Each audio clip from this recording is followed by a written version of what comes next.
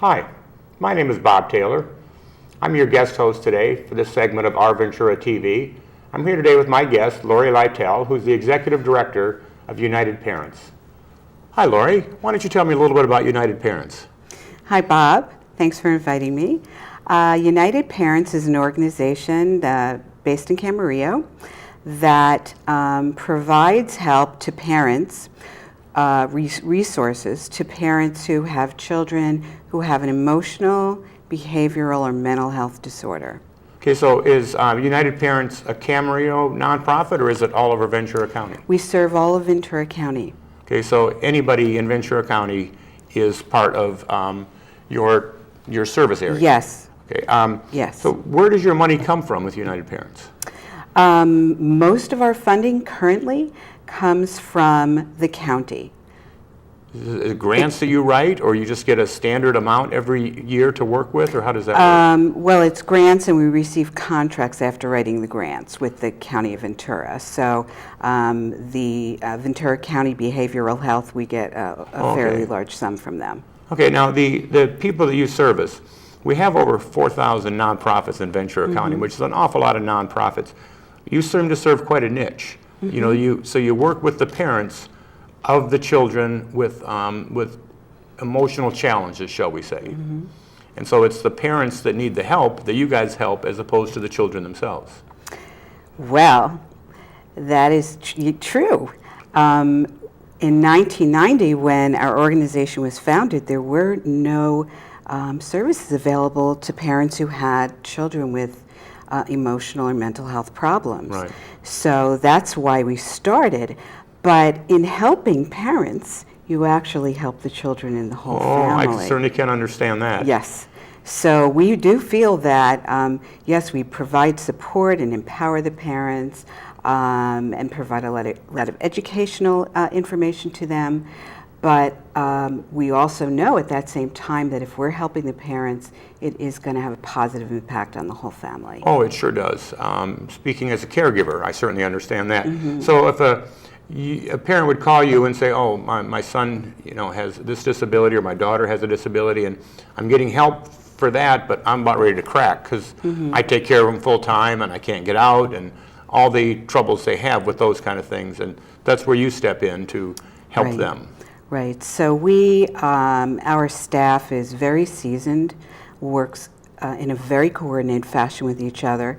So when that family does call us, we're really prepared. We know really all of the resources they need to access. And as far as what we do ourselves, with referrals that we get from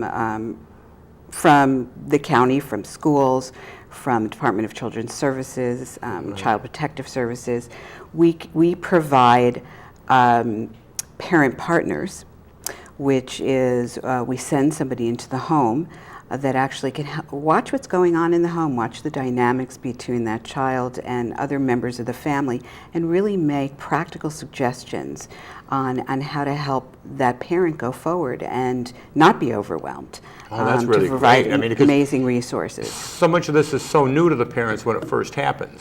Right, and overwhelming, and oftentimes very much so. overwhelming. And we have many, many single parents. So there may be 3 children in the family, and that one child with the really severe problems is taking a lot of mom's attention. And so they really do need help and resources. And another thing that we provide is respite, which is fantastic. We have the ability to send a trained person into the home that works specifically with the child who is having the difficulties, and gives the parent or parents a break. They can either do something with the rest of the family, the other children, or take a break and just go out for a couple hours themselves. Go out to their room and hide or something sometimes, which is all somebody needs sometimes to get a break. Right, right. Okay, so the services and the resources you provide are not necessarily monetarily. If it was monetarily, they'd probably be used to hire a babysitter or something like that to help with that particular thing you're doing. So it's mostly people you provide, or those kind of specially trained staff.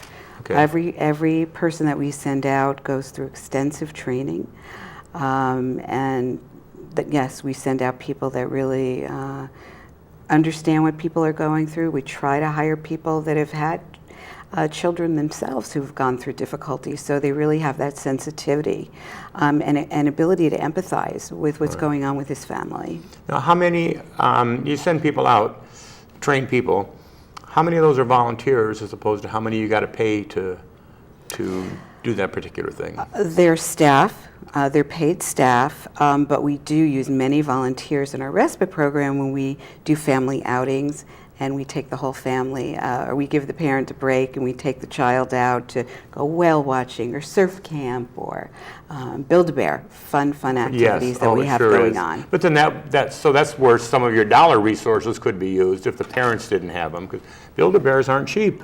Right, and we get grants to do that, or we find really generous donors. Oh, that is really great. So some of it, like you said, generous donors, some of it is from John Q. Public. Yes. Now, do you find that you get your, I don't want to say leads, because you don't chase people down, but you get the people that need your help mostly from groups that have helped their kids?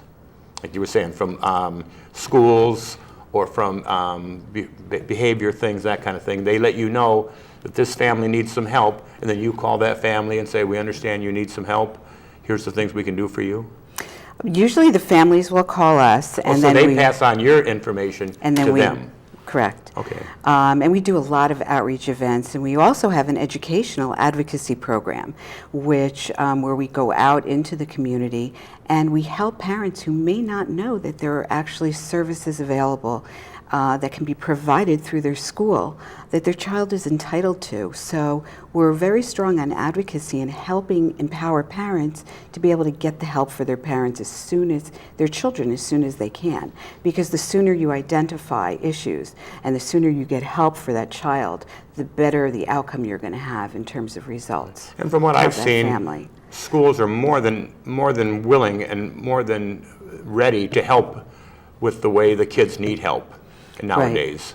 Right, and they're required to by law as well. Right, so, in addition to that, we do support groups for parents. So anywhere in Ventura County that there's a parent who's having a child who is having difficulty and that parent feels overwhelmed or feels like they need support and help, we have a group that we can send that parent to. So basically, in a nutshell, you would send one of your trained staff out to the house.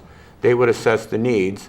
And then some of the needs, whether it's outings, sitting, different things, you would try to use volunteers for those things. Some things are volunteers and some things would be staff. Yeah, some things has to be. You know, whatever the resources are they need, we are also partnering with many other organizations in our community to make sure that if there's something we don't do and we know about, that family is going to be able to get that help in another way. So we try to work very closely with community partners as well. I'm sure you work with a lot of nonprofits because there's a lot of holes in everything that we do. Right. And you fill a great niche. You know, when a child has some kind of handicap, you think of helping the child. Mm-hmm. You don't think of helping the parents that are trying to help him or the things the parents are going through. And the challenges that they have with the rest of their family. We're actually the first organization in the state of California that started up a parent-partner program.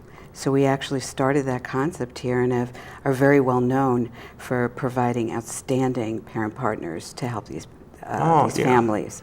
I've been in Camarillo 20 years, and until last year, I didn't even know who United Parents was. You know, and I feel bad about that. And I know you've been Camarillo's top 10 of their nonprofits, and that's just. You know, like I said, with 4,000 nonprofits in Ventura County making anybody's top 10, you have to serve a pretty good purpose to do that.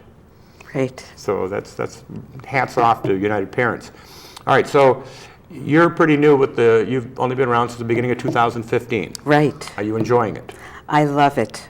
I'm passionate about what we do, and it's really fantastic for me to be able to get up every single day and love coming to work. So I'm very happy to be here. Now, give me a quick definition of what you consider a great success story. Well, we had a family that was referred initially to our parent-partner program, a mother and two boys. One son was in elementary school, one was in high school. Both of the boys were having significant problems. Mom was very overwhelmed. We were able to send out a parent partner. We were able to assess and provide really good guidance to that mom to help her to be less overwhelmed and create more structure and more consistent parenting in that family. So much so that we were able to actually, Mom was doing well enough that we no longer had to follow her for that reason. That is a success story. Yes, however, they also needed educational advocacy because the boys were having some difficulty being bullied in school. And so we then sent it to our educational advocate who took on the family and was able to really advocate. She not only talked to Mom about what kinds of services would be available to their children, but she walked every step of the way with that mom and went to the meeting at the school with the mom. Oh, that's so great. we were able to really provide the services that those children needed, and Well, it was a great There success. are definite things that you need besides just money. What are some of those things? You need volunteers, you need board members. What is it you need out in the community that we serve to help with? We do need volunteers in our organization, helping out in the office, also helping out in our programs, like going and doing our special adventures that we do with the children. We also love to have board members as well that are passionate about what we do. That's the most important thing to us. Right. And we'd love to have ambassadors out in the community that just see what we're doing, believe in what we're doing, and help spread the word. Now, I hear you put on little tours or do little shows for the people that want to come, whether they're parents or people that may be ambassadors. You do a regular little show or movie or something that help people? We have been doing that on a monthly basis, okay. And we'll be continuing to do it. For part of this year, we're also getting a video that's going to be made that's going to document some of the work we do. So that'll be a great thing for us to be able to show people to really get to the heart of what we do. All right, now before we do run out of time, we got a couple minutes left. How do people contact you, or how do they find you? If they do want to get involved one way or another, what's the best way to find you? Well, we would love to hear from anyone who wants to be involved with us.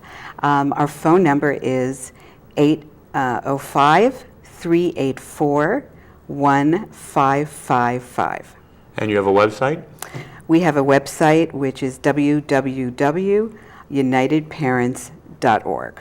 And you can use help from any other nonprofits that have to do with care in one way or another.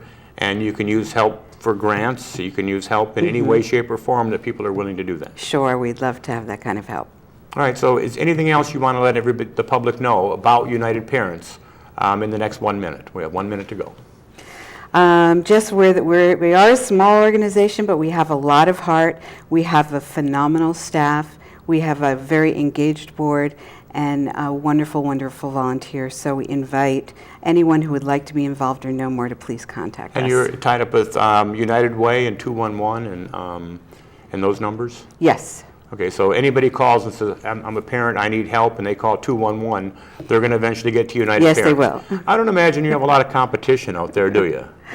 Not for our particular programs. We're No. pretty specialized. I mean, I know there's a lot of groups that help kids or the autism groups and different groups that help different things, but one that goes right after the parents because you know they need help, that's got to be pretty rewarding for you. It's very rewarding. We see a lot of success, and we know what we're doing is appreciated, and we know it's a need out there, a great need, because we have 17,000 children in Ventura County that are special needs. So there's a lot of people need a lot of help. So we're glad to be there. Great. Well, thank you, Lori. I did learn an awful lot, and just thank you very much for being here. Thank you, Bob, for inviting us. All right. My name is Bob Taylor. I've been your guest host today for this segment. Thank you to our host, or our guest, Lori Litel, and you've learned a lot about United Parents from those of us at Our Ventura TV. Thank you very much.